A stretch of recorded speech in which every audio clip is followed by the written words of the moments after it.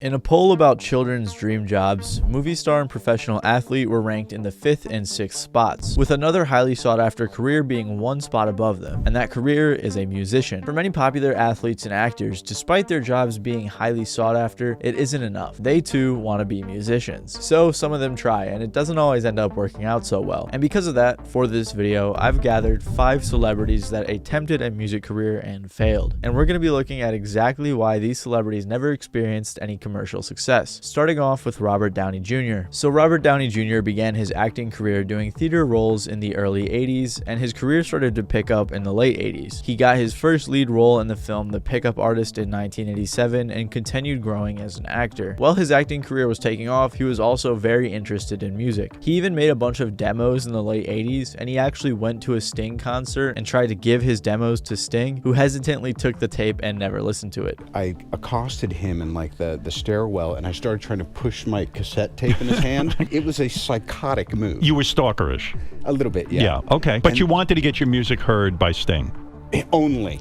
Yes, because he would understand. Right. I'd be opening for him in 2 weeks. He had more successful films throughout the 90s, such as Chaplin, which got him a nomination for Best Actor in the Academy Awards, although he eventually lost. He was pretty successful, but at the same time, he was battling a drug addiction that he'd been struggling with ever since he was a kid. His dad was a drug addict who allowed him to smoke weed since he was 6 years old, which led to some severe drug issues as he got older. In the late 90s and early 2000s, Robert was arrested multiple times for drug-related charges. He also got a role in the show Ally McBeal, however he was fired shortly after due to his issues with the law. But while he was in this series, he performed 2 songs for the soundtrack. However, those were the only 2 songs that the public ever expected to hear from RDJ, since no one knew about his secret interest in music or his demo tape. He continued to spend many years either on parole or in jail, which caused a major setback in his acting career. As he was working to recover from his drug abuse and revive his career, he found himself with a lot of free time. Since he had all this time on his hands and he still was interested in music, he decided to start working on an album. In 2004, he released his first and last album, The Futurist. It was a 10-track album with 8 original songs and 2 covers, and RDJ also played piano on multiple songs throughout the album. The Futurist debuted at 121 on the Billboard 200, and it sold 16,000 copies, which isn't terrible, but it also wasn't very great for a well-known actor. However, looking back, he was and still is actually a great singer. Honestly, I don't think anyone on this list really even made bad music. They just weren't really commercially successful for a variety of other reasons. One of the songs on his album was featured on the radio, and he even played a few shows, but in 2006 he said he would probably never do another album since the first one didn't go so well. Funny enough, about 25 years after trying to give his demo tape to Sting, they eventually became good friends, and Sting's wife told RDJ that she found the cassette that had the demos on it in a box, and thankfully for him it was never played. RDJ even performed with Sting during Sting's 60th birthday concert in 2011. And RDJ's album was even referenced in Captain America: Civil War when Hawkeye referred to Tony as the Futurist. The Futurist, gentlemen! The Futurist is here! And while what little music Robert Downey Jr. had was pretty well received, Jada Pinkett Smith's music career didn't go over nearly as well. Jada Pinkett Smith is mostly known for her successful acting career, her talk show, and her drama-packed relationship with Will Smith. But she also started a music career in 2002, and surprisingly, the genre of music that she made was metal. She said that when she was a kid, she listened to all types of metal like Metallica and Guns N' Roses, and she was surprised that there weren't many girls making that type of music. Jada began her acting career in the 90s and married Will Smith in 97, which may have been what inspired her to pursue her musical passions. In 2002, she created the band Wicked Wisdom, which was a nu metal band. They released their debut album in 2004 called My Story, and they opened for Britney Spears on her Onyx tour. They continued to play their own shows, and they were eventually spotted by Ozzy Osbourne's wife, who invited them to play at Ozzfest in 2005. Festival goers were extremely upset about this because they didn't think that Wicked Wisdom was real metal. When they performed, the crowd was booing at them, yelling at them, and flipping them off. Willow Smith, Jada's daughter, admitted in an interview that her mom faced racism, sexism, and death threats because of this festival. She said that the people in the crowd would even throw glass at Jada and shout racial slurs. But the band did admit that after 7 shows, the people in the crowd started to come around to Wicked Wisdom because they could tell how serious they were. However, Jada did admit that the criticism had her rethinking her musical endeavors. Apparently, even Will asked Jada if she wanted to do R&B instead of metal, but she said her love is for metal music. But her and Wicked Wisdom persevered, releasing their second self-titled album in 2006. Will Smith even executive produced the album. The album also peaked at 44 on the Billboard Top Heatseekers chart, but other than that, I'm not sure how much commercial success the album had, especially since after the release of that album, the group entirely stopped releasing music together. It may have been the criticism, or maybe Jada got busy with acting, but not much has been heard from the band since. In the early 2010s, there was speculation of an album being released and a name change to Wicked Evolution, but nothing ever came of that. To this day, the band remains inactive and none of their music is on streaming services. But honestly, despite all the hate they got, I don't think their music was that bad. For example, the song Stuck had some really cool guitar riffs, and I don't think Jada's vocals were that bad either.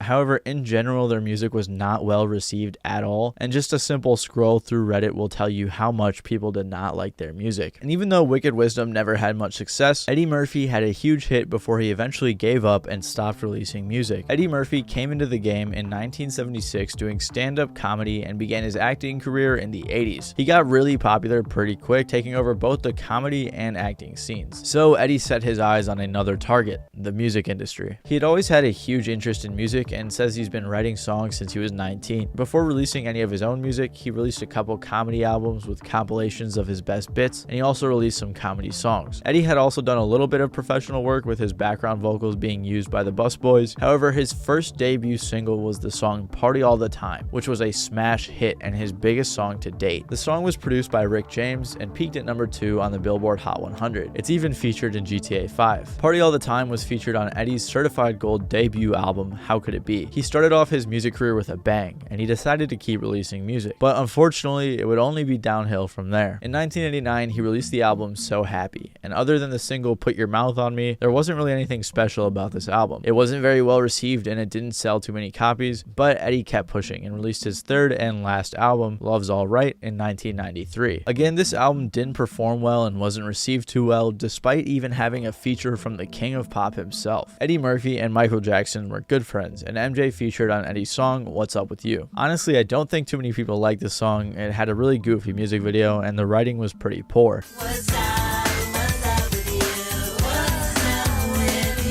An article from cheatsheet.com even said, not even a duet with Michael Jackson could bolster Murphy's music career. But Eddie responded to the criticism by saying, there's not a lot of people who have footage of themselves dancing around in the clouds with Michael Jackson. I do have that forever. After that album though, Eddie stopped releasing music. For a long time, people weren't sure why Eddie stopped releasing music. They figured it was either because of the criticism, because people weren't taking him seriously, or a mix of the two. Even though he stopped releasing music though, he said that he still regularly makes songs because he's so passionate about music. He said in one interview, if I never sell another record, I'll still write 2 or 3 songs a week. And he said in another interview, 100 years from now, when I'm gone, they'll find all these tracks and they'll be like, wow, we didn't even know this guy. We had no idea. Eddie also sang a lot in his films, like in the movie Dreamgirls in 2006, where he played a singer with some great vocal performances. But Eddie randomly decided to return to music in 2013 when he released a single almost 20 years after his last album. He's released a total of 3 songs since his last album. He also claimed in 2013 that he was going to release an album called 9 and eventually start a band and go on tour. However, that never happened. But he finally revealed why he stopped releasing music in 2019 when he said, whatever muscle I use to be funny, I have a muscle to do music and I use them both all the time. I've never stopped doing music, but I stopped putting it out though, because the audience gets weirded out by it and I don't want to be that guy. So unfortunately, it seems like the criticism and the negative reception is the reason why he stopped releasing music, which is unfortunate because it seems like it was one of his major passions. Honestly, I don't think any of his songs were that bad. From what I listened to, he actually has a pretty decent voice. Like his song with Snoop Dogg was really good. So I hope that he puts out some more music in the future. And while Eddie Murphy was a funny guy with a serious music career, Kim Kardashian was a serious girl with a funny music career. Kim Kardashian is, as Wikipedia describes, an American socialite, media personality, and businesswoman. But she's probably most known for her show Keeping Up with the Kardashians, which ran from 2007 to 2021. She then began modeling and started other business ventures, furthering her popularity. Her and her sister Courtney began filming for their new reality show spinoff, and it was while filming for that series that she met the producer, The Dream. Apparently, The Dream reached out to her and thought they should make a song after he heard her sing at the Emmys.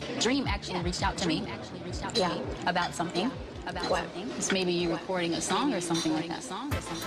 Are you serious? In that clip, Kim kind of made it sound like he reached out to her and she just thought it would be fun to make a song. However, the Dream said that Kim reached out to him, and if that is the case, it could be a sign that Kim actually wanted to try a serious music career. So him and Kim worked together to start writing a song. Apparently she was nervous to do it, but she talked to some of her musical friends such as Kanye, and they encouraged her to do it. So she made the song and premiered it at a party on New Year's Eve of 2010. She also tweeted that same night that she was going to try some new things in 2011 and teased some sneak peeks, which made it seem like she was intending to release more music. However, unfortunately for Kim, critics hated this song and they tore it apart, with one of them saying she was the worst singer in the reality TV universe, and another describing her voices sounding as if they are emanating from a baby that is either very bored or very drugged. It's kind of mean, but I honestly do agree with the critics because her song wasn't really that good.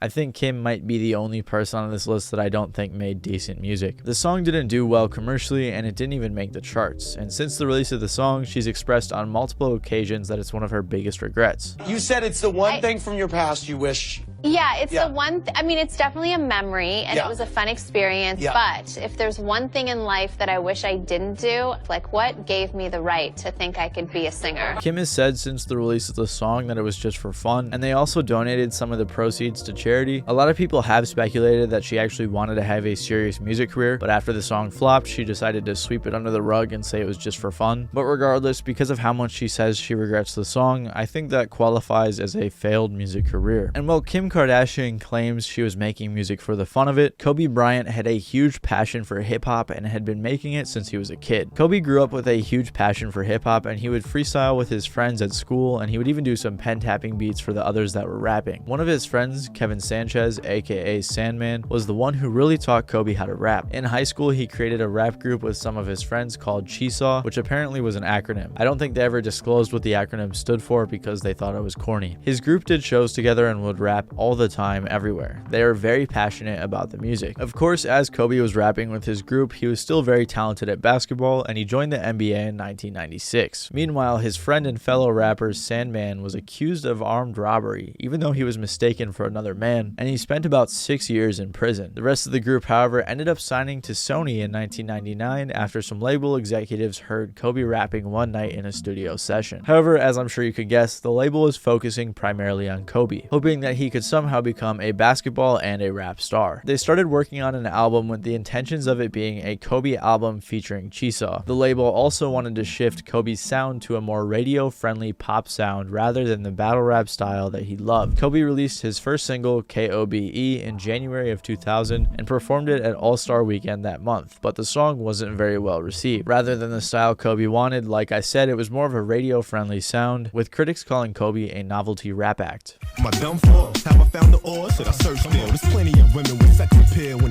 Kobe went back to the studio and began making the style of music he wanted to make. However, Sony dropped him because of how poorly his first song went, and his album Visions was scrapped. Later that year, Kobe started his own label called Heads High Entertainment, but unfortunately it went under after less than a year. And while Kobe continued with the Lakers and his successful basketball career, the rest of his group was unfortunately not as successful. But just recently in 2021, his album actually leaked onto the internet. The album even had features from artists like 50 Cent, Black Thought, Nas, and Destiny's Child. It also featured fellow Cheesaw member Brody Boy, who was actually pretty good at rapping. And Kobe's ability to rap wasn't actually too bad. Of course, he could have used a little bit of work, but there was a lot of potential. I can confidently blame Sony for trying to change his style rather than letting him keep the style that he wanted, because that style fit him so much better, and I think he could have been a lot more successful with it. They also shouldn't have tried to sideline his group, as they were pretty good, but overall it seems like an unfortunate ending to a promising career. Let me know in the comments below what your favorite artist from this list was, and any other celebrities that tried to make music but failed. Other than that though, this has been Matty Balls. Thank you guys for watching, and I'll see you guys next time.